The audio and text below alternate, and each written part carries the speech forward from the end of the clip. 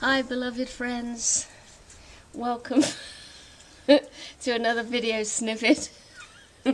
This one's called the smother wound, and as you can see, Pete has been suffering with this a long time. Just look at his face.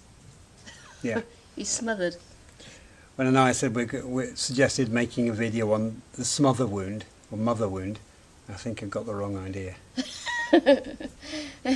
Anyway, I think it's the 19th of September. We're going to do a talk on this, a Pandora's box, and that's exactly what we're going to do. We're going to lift the lid on this subject and how it can show up.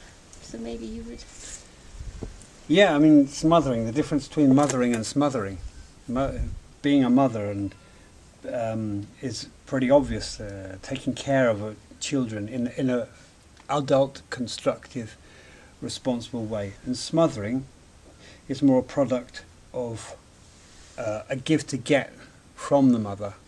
Of course, men can also have a mothering effect, but it's more often from a mother, projecting her wants and desires from her own life onto those that of her children, and the child being caught in a space which is so difficult to navigate because you can't put your finger on it, what's going on. But we, as Anaiya said, we'll go kind of more into that on the call. And the way I understand it, it can come across as somebody talking endlessly at you, somebody fussing endlessly over you,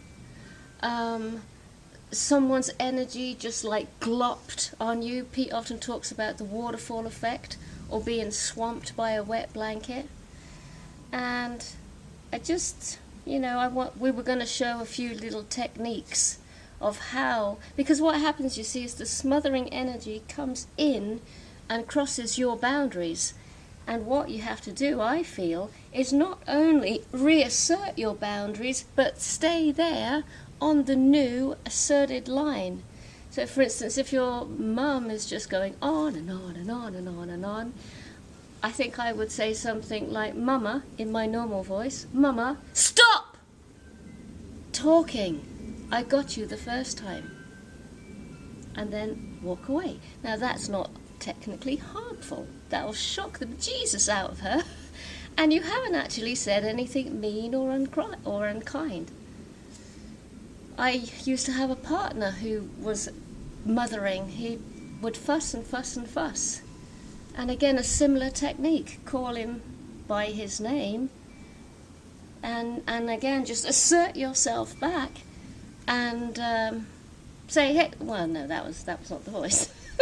Can't do it a second time. But you can say something like, stop fussing. I'll see you tonight when I get home. Walk away. Yeah, I mean, and I certainly had a mother of this kind, of this ilk, and has brought up all kinds of avoidance strategies and all kinds of stuff in me. And of course, that being my mother wound, it's followed me through every relationship up until now. Many of you guys probably recognise this. So yeah, tune in, come and have a listen, see if you can nod a few times, because you recognise what we're talking about.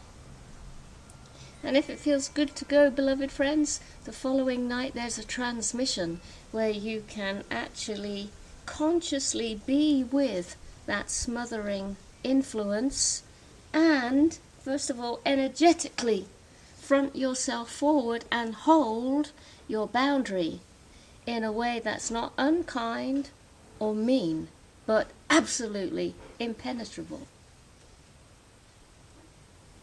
Namaste. Yeah. Who?